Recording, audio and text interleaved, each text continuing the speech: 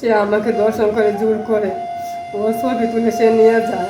গভীর রাতে ঘরে ঢুকে দুই দুর্বৃত্তের দ্বারা ধর্ষণের শিকার হয়েছেন হবিগঞ্জের বানিয়াচংয়ের এক গৃহবধূ। ঘটনার পর থানায় অভিযোগ দিতে গিয়েও ন্যায় বিচার পাননি বলে সংবাদ সম্মেলন করে অভিযোগ করেছেন ভুক্তভোগী। পুরো বিষয়টি তুলে ধরে ৫ নভেম্বর বুধবার হবিগঞ্জ প্রেস ক্লাবে লিখিত বক্তব্য এই গৃহবধূর। সেদিন রাতে ঘটনা ঘটে, তখন সে আমার সন্তানের কাছে ছুরি ধরে সে আমাকে দর্শন করে জোর করে ও ছবি তুলে সে নিয়ে যায়। আমাকে হুমকি দিয়ে যায় যে আমার ছেলেকে আমার স্বামীকে মেরে ফেলবে, মেরে ছবি কিতা করে দিবে। তখন তারা সে চলে যায়। কেটা কেটা সজীব আর উজ্জ্বল। তার অভিযোগ অনুযায়ী গত ৩১ অক্টোবর রাত ২:৩০টার দিকে কাগাপাশা ইউনিয়নের বগি গ্রামের মৃত আজমান খানের ছেলে সজীব খান ও হিরণ খানের ছেলে উজ্জ্বল খান তার ঘরে ঢুকে জোরপূর্বক তাকে ধর্ষণ করে।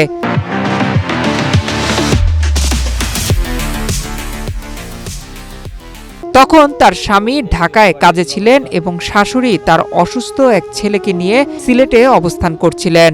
দীর্ঘদিন ধরে সজীব ও উজ্জ্বল তাকে কুপ্রস্তাব দিয়ে আসছিলেন, তা প্রত্যাখ্যান করায় প্রতিশোধ নিতে এই বর্বরতা চালায় বলে দাবি করেন তিনি। গৃহবধূ জানায়, ধর্ষণের পর অসুস্থ অবস্থায় তাকে হবিগঞ্জ আধুনিক সদর হাসপাতালে ভর্তি করা হয়। তারা এসে আমাকে হবিগঞ্জ সদর হাসপাতালে ভর্তি করে। তখন সেদিন হাসপাতালে আমাকে ফোন দেয় ও তথ্য নেয়। ওসি বানিয়াচং থানার ওসি, আমরা তাদের কাছে আমি যাইনি।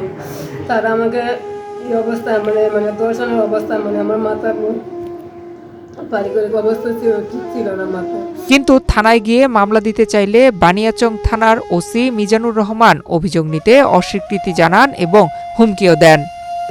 আমরা থানাতে গিয়েছিলাম, ওসি আমাদের মামলা নেয়নি, প্রথম দিন নেয়নি, দ্বিতীয় দিনও আমরা গিয়েছিলাম, তারাও আমার মামলা নেয়নি।